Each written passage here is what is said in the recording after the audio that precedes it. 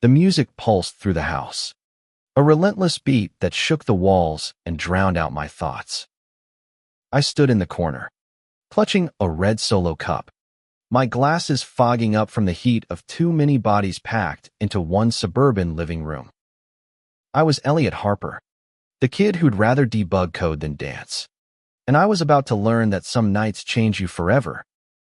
It was senior year, 2019, in Maplewood, New Jersey, and I'd been roped into this party by my best friend, Mia, who swore it'd be life-changing.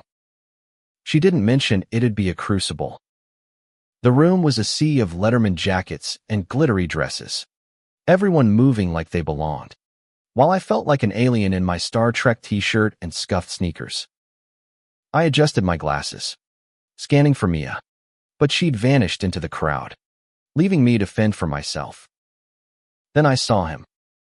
Ryan Caldwell, captain of the soccer team, leaned against the kitchen counter, laughing with his friends.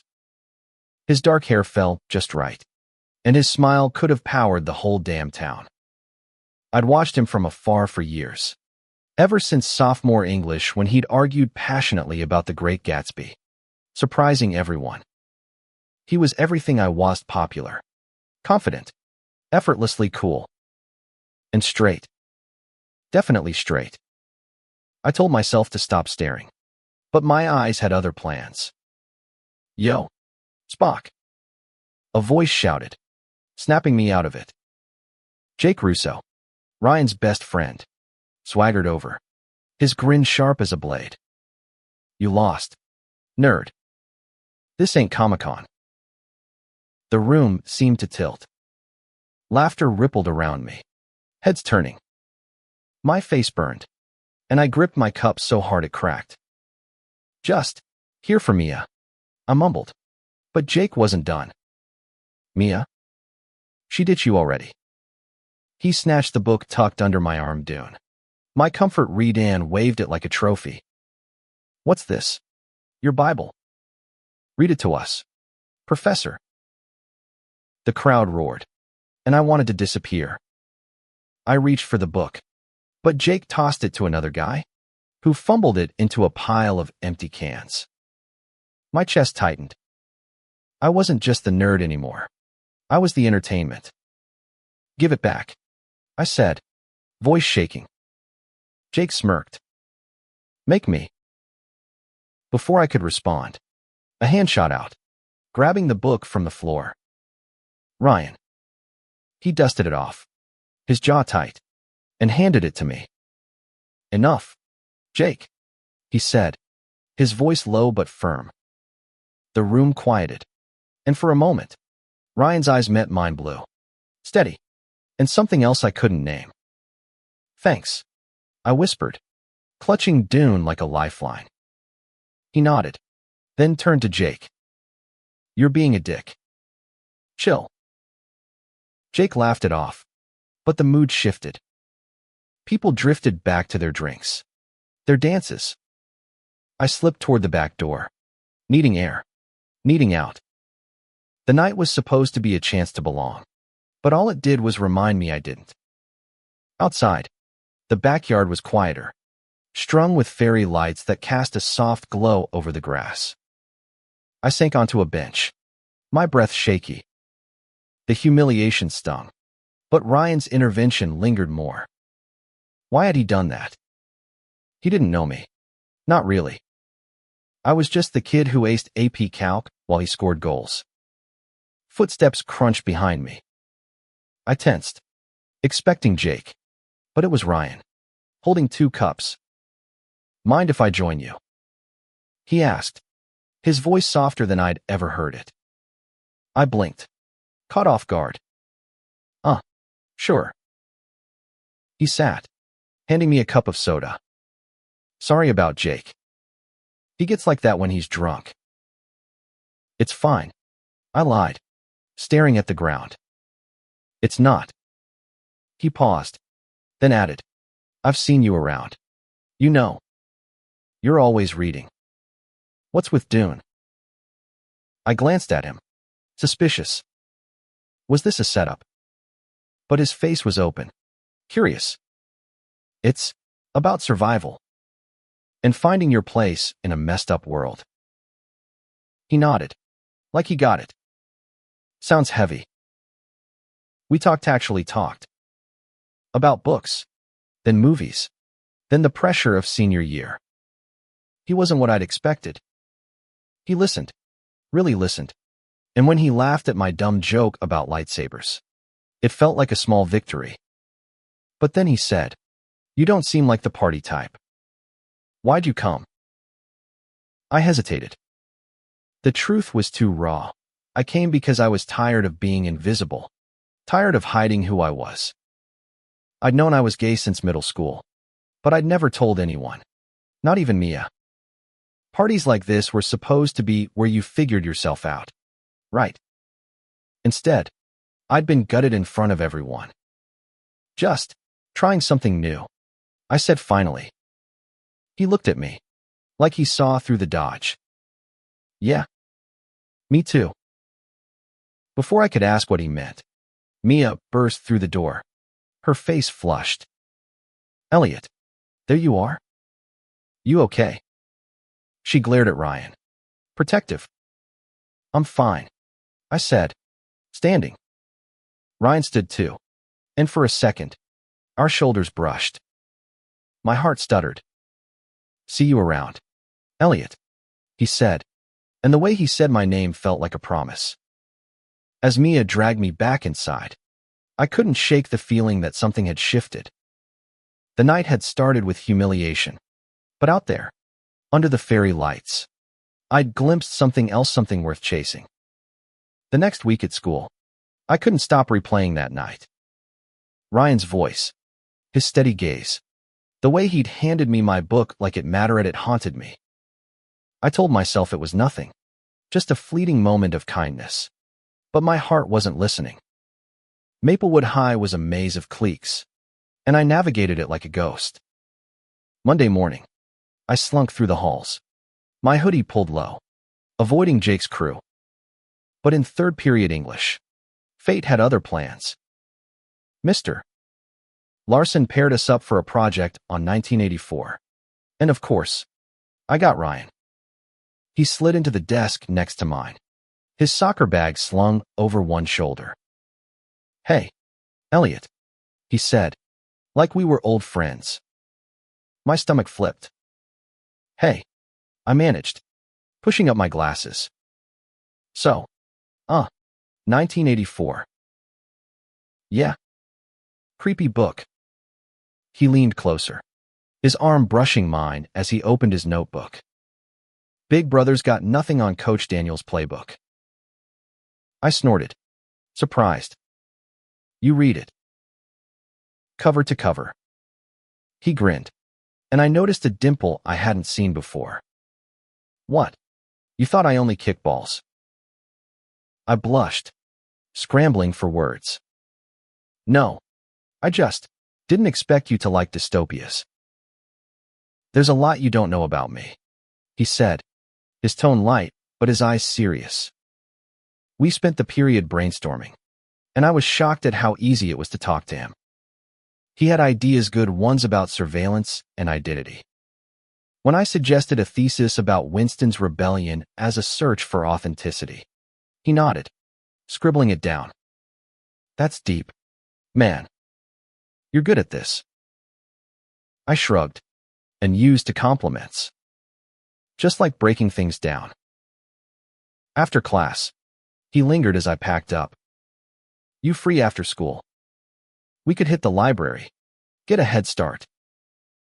I froze. The library was my sanctuary, but with Ryan. Sure." The Maplewood Public Library was a brick building with tall windows and the faint smell of old books. We grabbed a table in the back, surrounded by shelves of sci-fi novels I'd read a dozen times. Ryan pulled out his copy of 1984, dog-eared and annotated, and I felt a pang of respect. He wasn't just coasting on charm. As we worked, he kept steering the conversation away from Orwell. "So, what's your deal, Elliot? You're always so quiet." I tensed, picking at my notebook's spiral binding. Not much to say, I guess. Bull. He leaned back, crossing his arms. You've got a whole world in your head. I saw it at the party. You just don't let it out. His words hit like a punch. I wanted to tell him he was wrong, that I was just a nobody who liked code and spaceships. But something in his gaze stopped me. It was like he saw Minute the nerd, not the outcast, but me. I don't fit in, I admitted, barely above a whisper. Never have. He didn't laugh or brush it off. Yeah, I get that. People think they know Meziker Star. Big man on campus, but it's all a show sometimes. I stared at him. Ryan Caldwell, feeling like a fraud. It didn't compute. You're you. He chuckled, but it was hollow. I'm what they want me to be. Doesn't mean it's real. The air between us felt charged, like we were teetering on the edge of something dangerous. I wanted to ask more, to dig into what he meant, but my phone buzzed me, reminding me about our weekly D&D session. Gotta go, I said, reluctant. Cool. Tomorrow, same time. His smile was back, bright and disarming. Yeah. I grabbed my bag, my heart racing. As I walked out, I felt his eyes on me, and for the first time, I didn't want to hide. The next few days were a blur of library sessions and stolen glances. Ryan was different there, away from his friends. He'd tease me about my binary code keychain, then ask about my favorite sci-fi worlds with genuine curiosity. I started to let my guard down, sharing bits of myself I'd kept locked away. But school was another story. Jake and his crew didn't let up. In the cafeteria, I overheard them mocking me, calling me Ryan's charity case. I tried to ignore it, but the words burrowed deep. Was that all I was to him? A project? A pity friend? Friday, after another library session, Ryan walked me to my bus stop. The autumn air was crisp, leaves crunching under our feet. You okay? He asked, noticing my silence. Just stuff, I said, avoiding his eyes. Jake.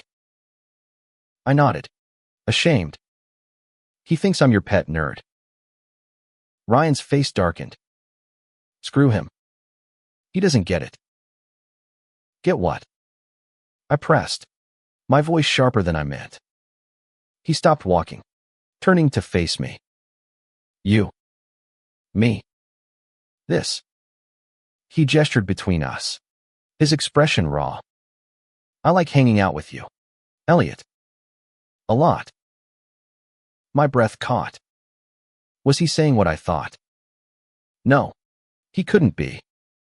He was Ryan Caldwell, straight-A jock. But the way he looked at me, the way his voice softened at it was too much. I like it too, I said, my heart pounding. He stepped closer, close enough that I could smell his cologne, feel the warmth of his breath. For a second, I thought he might. Elliot. Mia's voice cut through the moment. Her car pulling up. Bus left. Need a ride. Ryan stepped back, the spell broken. See you Monday, he said, his voice tight. As I climbed into Mia's car, my mind was a storm. What was happening between us? And how long could it last before the world tore it apart? By Monday, I was a wreck. Every time I closed my eyes, I saw Ryan's face, inches from mine, his words echoing, I like hanging out with you, Elliot. A lot. I wanted to believe it meant something, but doubt gnawed at me. This was Maplewood, where jocks didn't fall for nerds, especially not nerds like me who hid their truth behind sci-fi novels and binary code. In English, Ryan acted normal to normal. He joked about our project, scribbled notes, and didn't mention Friday. I tried to focus, But my mind kept drifting to that moment at the bus stop. Had I imagined the spark? Was I just a distraction from his perfect life? At lunch, Mia cornered me by the vending machines. Spill it. Harper. You've been weird all week. I hesitated. Mia was my rock, but I'd never told her I was gay. Coming out felt like stepping onto a tightrope with no net. It's Ryan, I said finally. Her eyes widened. Caldwell. What did he do? Nothing bad. He's just different than I thought. She frowned, studying me. You like him, don't you? My face burned. It's not like that. Elliot, I'm not blind. You're my best friend. I know when you're crushing. I stared at the floor, my heart racing. Please don't say anything. I won't, she promised, squeezing my arm. But be careful. Ryan's got a lot of eyes on him. She was right. Ryan was Maplewood's golden boy, and I was nobody. If people noticed us getting close, it wouldn't just be Jake's crew coming for me. That afternoon, Ryan found me in the library again. You're predictable, Harper, he teased, dropping into the chair across from me. Says the guy who lives on the soccer field. I shot back, surprising myself. He laughed, and the sound warmed me. We worked on our project, but the air felt different charged, like we were both holding back. When he suggested grabbing coffee after, I didn't hesitate. The diner down the street was a retro place with checkered floors and neon signs.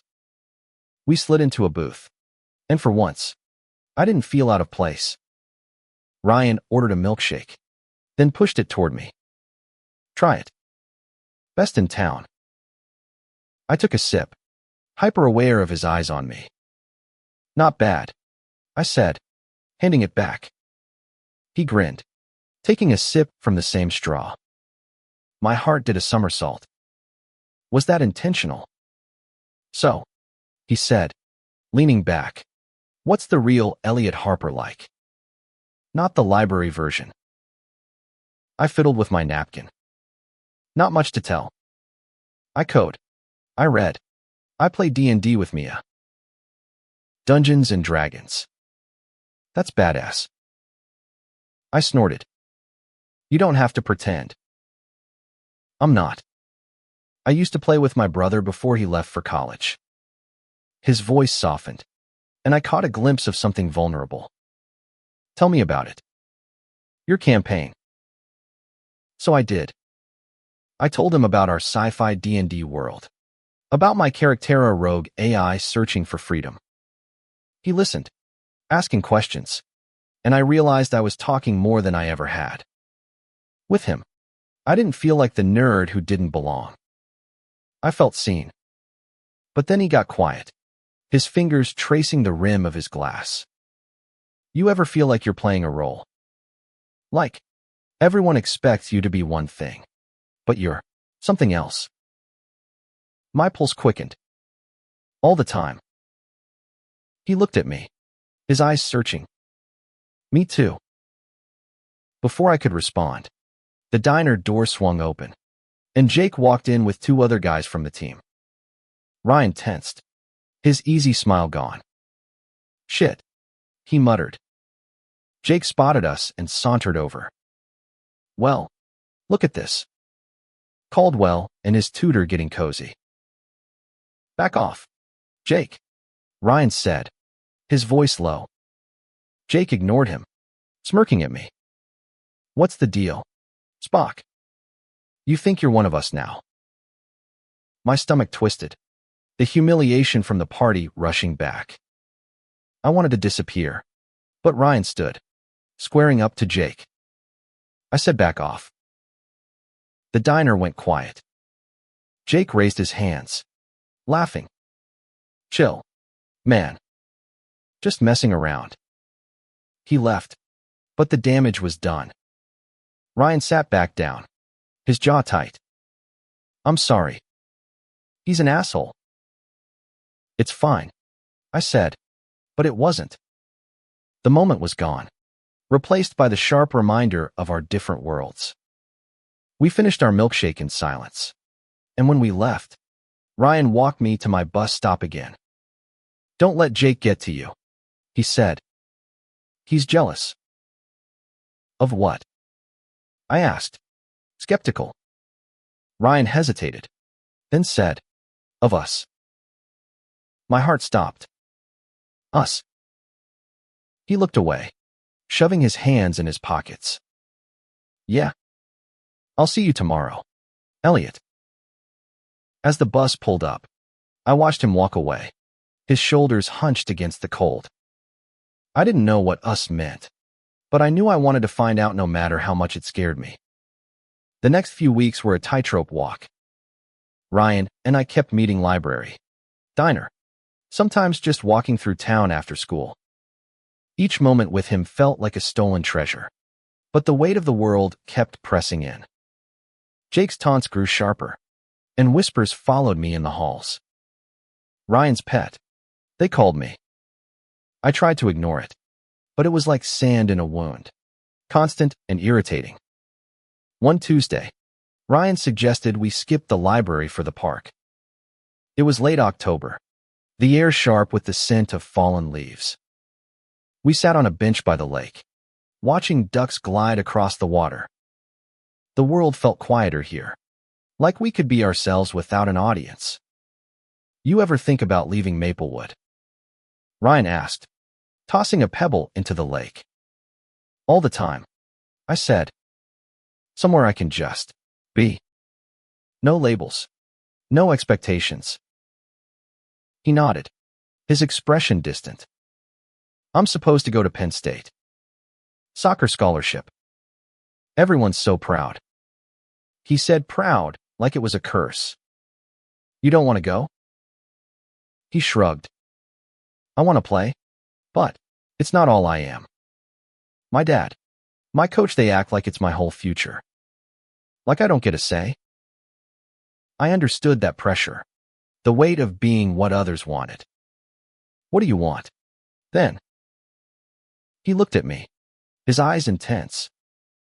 I want to figure out who I am when no one's watching. My heart thudded. I wanted to tell him I felt the same, that I was hiding a part of myself I was terrified to show. But before I could, he reached out, his fingers brushing mine on the bench. It was brief, electric, and gone too fast. Ryan, I started, but he pulled back, glancing around like he'd been caught. Sorry, he muttered. I didn't mean. It's okay, I said quickly, my face hot. I didn't mind. He looked at me, surprise flickering in his eyes. For a moment, we just sat there, the space between us alive with possibility. Then his phone buzzed, shattering the silence. He checked it, his face falling. Coach. Practice. See you tomorrow, I asked, trying to keep my voice steady. Yeah, he said, but there was a shadow in his smile. The next day, things got worse. I was at my locker when Jake and his crew cornered me. Heard you and Caldwell are real tight now, Jake said, his voice dripping with venom. What's he see in you? Huh? You his little secret. My stomach dropped. We're just working on a project. Sure you are. He leaned closer, his breath sour. Stay in your lane, nerd. Ryan's not your type. The words cut deeper than they should have. I wanted to fight back, to tell him he didn't know me, but fear glued my tongue. Jake laughed and walked off, leaving me shaking. That afternoon, Ryan noticed something was off. We were back in the library, but I couldn't focus. Elliot, what's wrong? He asked, closing his book. I hesitated, then told him about Jake. His face darkened. I'll talk to him. No, I said, panic rising. It'll make it worse. He can't keep doing this. Ryan's voice was sharp, protective. He's your friend, I said. What's his deal with me? Ryan sighed, running a hand through his hair. He's complicated. We've been friends since we were kids, but he's got this need to be on top. You're an easy target. Great, I muttered. Hey. He touched my arm, just for a second. You're not just a target to me. My breath hitched. Then what am I? He didn't answer right away. His eyes locked on mine. Finally, he said, someone I can't stop thinking about. The world stopped. I wanted to say something, anything, but my voice failed. Before either of us could move, the librarian shushed us, and the moment slipped away. That night, I lay in bed, staring at the glow-in-the-dark stars on my ceiling. Ryan's words played on repeat, but so did Jake's. I was falling for someone who might never be mine, not in a town like this. And yet, every time I was with him, I felt braver, like I could be the person I'd always hidden. The next day, Ryan wasn't in school. I texted him, but no reply. By lunch, worry gnawed at me. Mia noticed. He's probably just sick, she said, but her voice lacked conviction. After school, I went to the diner, hoping he'd show. He didn't. Instead, I saw Jake outside, leaning against his car, laughing with his crew. When he saw me, his smile vanished. You're bad news. Harper, he called. Stay away from him. I walked home, my mind a storm. What was happening to Ryan? And why did it feel like the closer we got, the more the world wanted to tear us apart? Ryan didn't show up to school for 2 days. No texts, no calls, nothing. I checked my phone obsessively, each unanswered message twisting the knot in my stomach tighter. By Wednesday, I was a mess, replaying every moment we'd shared, wondering if I'd misread him. Had I pushed too far? Said too much? Mia tried to keep me grounded. He's probably got family stuff, she said at lunch, stealing one of my fries. You're spiraling. Maybe, I mumbled, but Jake's words haunted me. Stay away from him. What did he know that I didn't? That afternoon, I went to the soccer field on a whim. Practice was in full swing, but Ryan wasn't there. I spotted Coach Daniels by the bleachers and, against my better judgment, approached him. Is Ryan okay? I asked, feeling like an idiot. Coach frowned. Caldwell. He's out for a few days. Personal reasons. The vagueness only fueled my worry. I walked home, the autumn wind biting at my skin. That night, I couldn't sleep. I opened Dune, hoping it would calm me. But even Paul Atreides' struggles felt trivial compared to the chaos in my head. Thursday, Ryan was back. I saw him in the hall before English, his face pale, his eyes shadowed.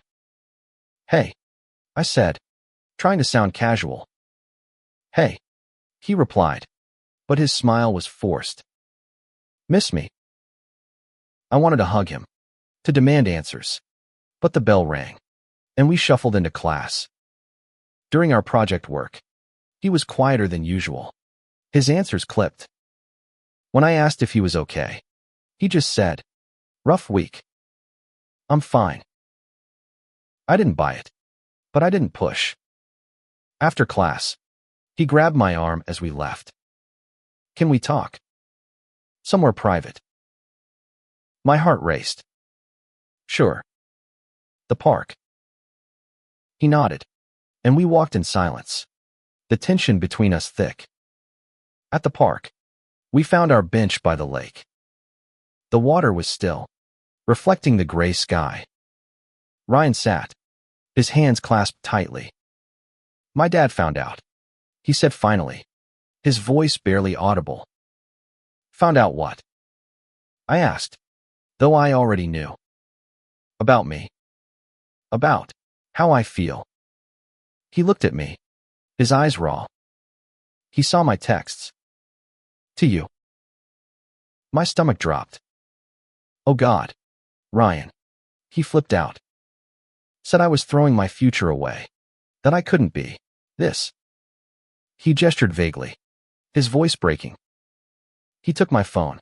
Grounded me. I thought he'd kick me out. I wanted to reach for him, but I was frozen. I'm so sorry. It's not your fault. He laughed bitterly. I didn't even know what I was until you. I've been pretending my whole life. Elliot. With my dad. My friends. Everyone. Then you showed up, and I couldn't pretend anymore. His words hit like a tidal wave. You, like me? I asked, my voice small. He turned to me, his gaze fierce. More than like. I'm falling for you, Elliot.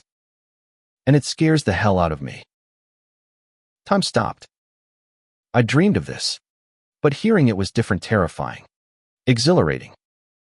Me too, I whispered. I've been scared my whole life. He reached for my hand, and this time, he didn't pull away. His fingers were warm, steady, and for the first time, I felt like I belonged somewhere. But reality crashed in fast. What about your dad? I asked. And Jake? I don't care, he said, but his voice wavered. I mean, I do, but I want this. Us. I squeezed his hand, my heart soaring and breaking at once. I want it too. We sat there, hands entwined, as the sun dipped below the horizon. For that moment, the world was just us, but I knew it wouldn't last. Maplewood wasn't kind to people like us. The next day, the whispers were louder. Someone had seen us at the park. By lunch, Jake was waiting for me outside the cafeteria, his face twisted with rage. You're messing with his head. Harper. He spat. He was fine before you. He's not your property. I shot back, surprising myself. Jake stepped closer, his fists clenched. You're gonna regret this. Before I could respond, Ryan appeared, shoving Jake back. Leave him alone, he growled. Jake laughed, cold and cruel. You're choosing him. Over us.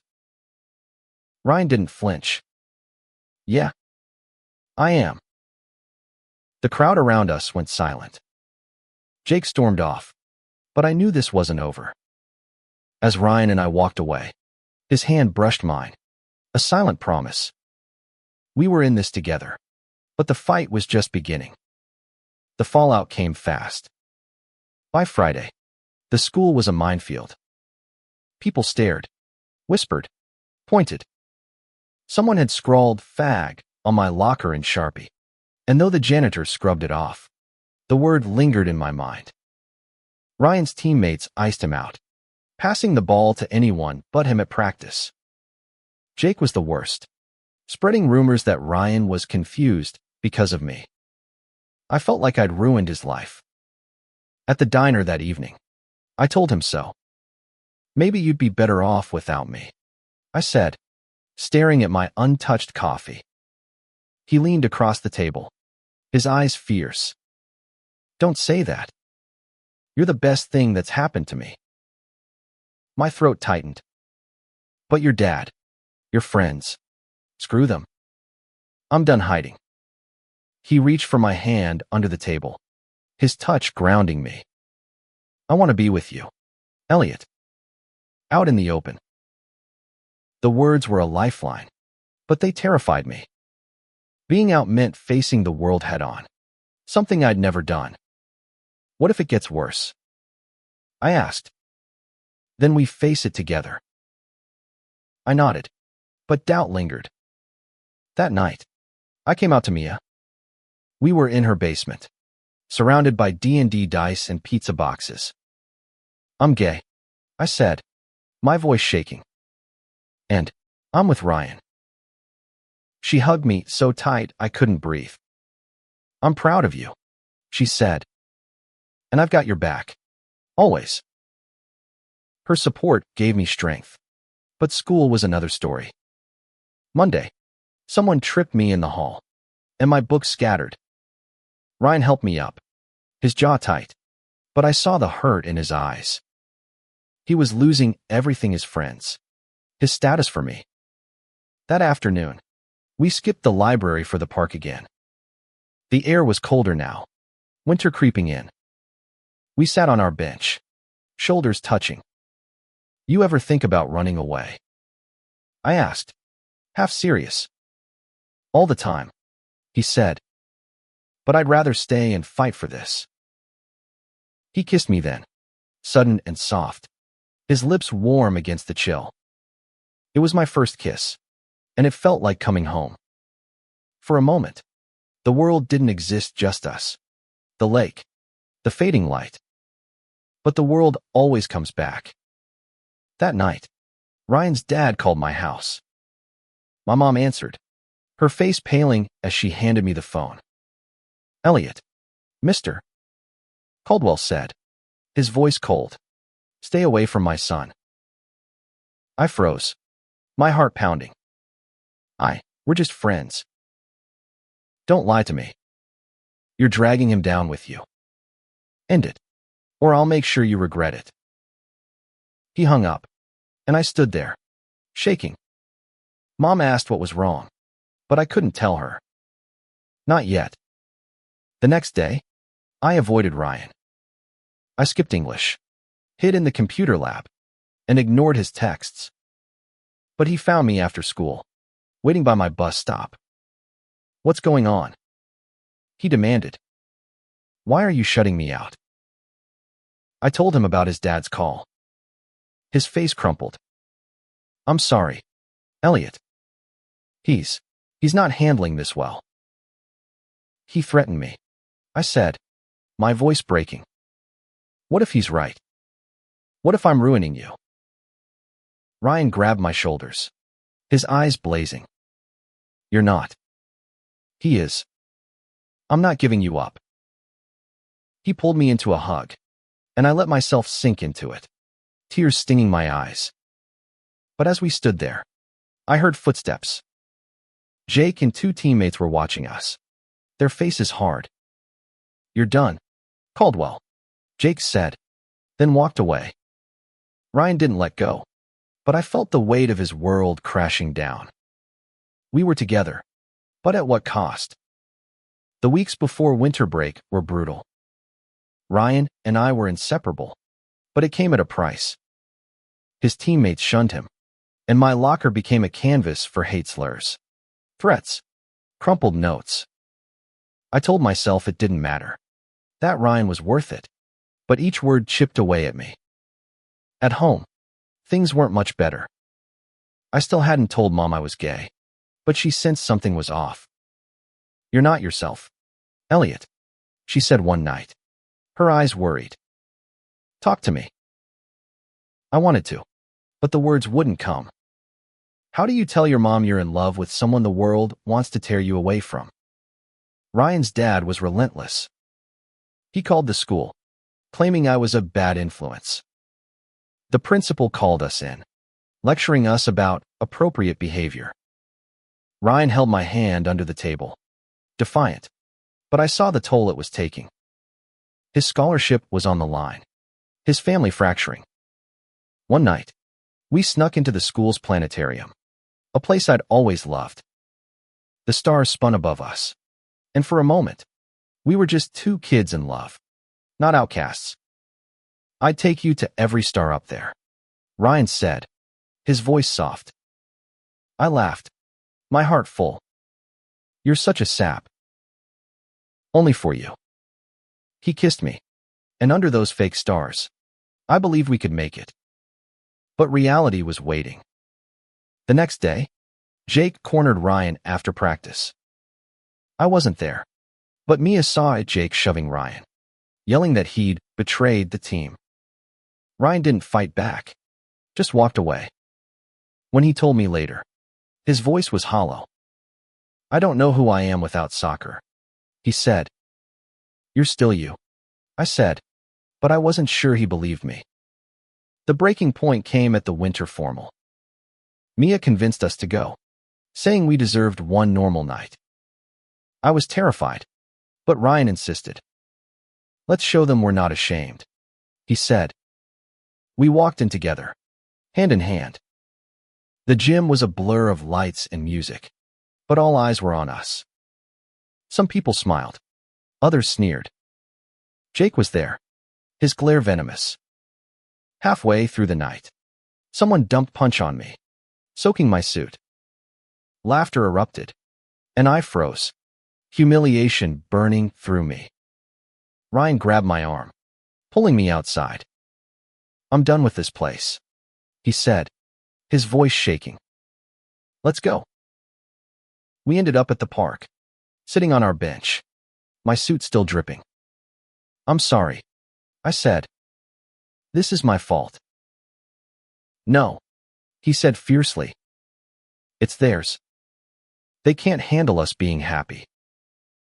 He kissed me, hard and desperate, and I kissed him back, pouring everything into it: fear, love, defiance. But when we pulled apart, I saw tears in his eyes.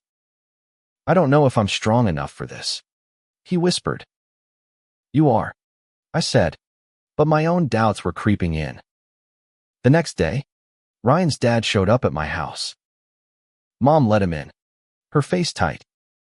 "Elliot, this ends now," he said. "Ryan's throwing his life away for you. If you care about him, you'll let him go." I stood there, speechless, as he left. Mom looked at me, her eyes soft. "Is there something you need to tell me?" I broke down, telling her everything about Ryan, about being gay, about the hate we faced. She hugged me, tears in her eyes. "I love you, Elliot. No matter what." Her words were a lifeline, but Ryan's dad's ultimatum hung over me. Was I holding Ryan back? Could I let him go, even if it broke me? Winter break gave us a reprieve, but it wasn't enough. Ryan and I spent every day together, stealing moments in the diner, the park, my bedroom with the door cracked open. Mom was our biggest ally now, sneaking us snacks and pretending not to notice when we held hands. But Ryan's dad was a shadow over everything, his threats echoing in my mind. On Christmas Eve, Ryan showed up at my house, his eyes red. "He's sending me to a camp," he said, his voice hollow. "Some conversion thing. After New Year's." My heart stopped. "No. He can't." "He can. I'm not 18 yet." He sank onto my couch, defeated. "I don't know what to do, Elliot." I sat beside him, my mind racing. "We'll figure it out. Together." He looked at me, a flicker of hope in his eyes. "You mean that?" "Always." We spent the next week planning. Mia helped, researching legal options, shelters, anything to keep Ryan safe. We found a youth center in Newark that supported LGBTQ kids, offering temporary housing. It wasn't perfect, but it was a start.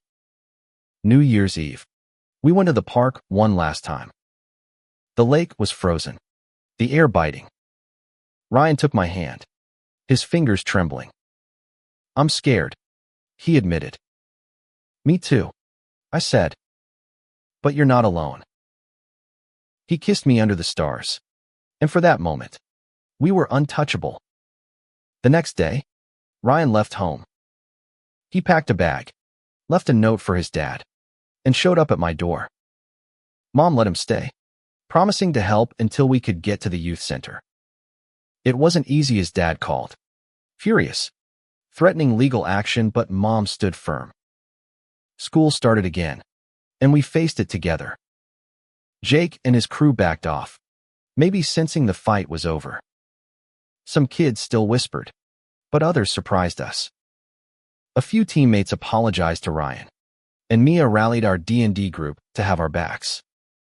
By spring, Ryan was living at the youth center, working part-time, and applying to colleges that didn't care about his dad's approval. I got into MIT, my dream school, and Ryan promised to visit, joking about sneaking into my dorm with a pizza. Graduation was our victory. We walked across the stage, hand in hand, under the stunned gaze of Maplewood High. Jake was there, silent for once. Ryan's dad didn't show, but Mom cheered loud enough for both of us. That night, we went back to the park, our bench waiting like an old friend. "We made it," Ryan said, his voice thick with emotion. "We did." I leaned against him, the weight of the year lifting. He turned to me, his eyes bright. "I love you, Elliot." "I love you too." The stars above us felt real this time, not just a planetarium's illusion. We'd been humiliated, broken, and rebuilt, but we'd found something stronger than hate each other. And as we sat there, I knew that no matter what came next, we'd face it together, hearts open, fearless at last.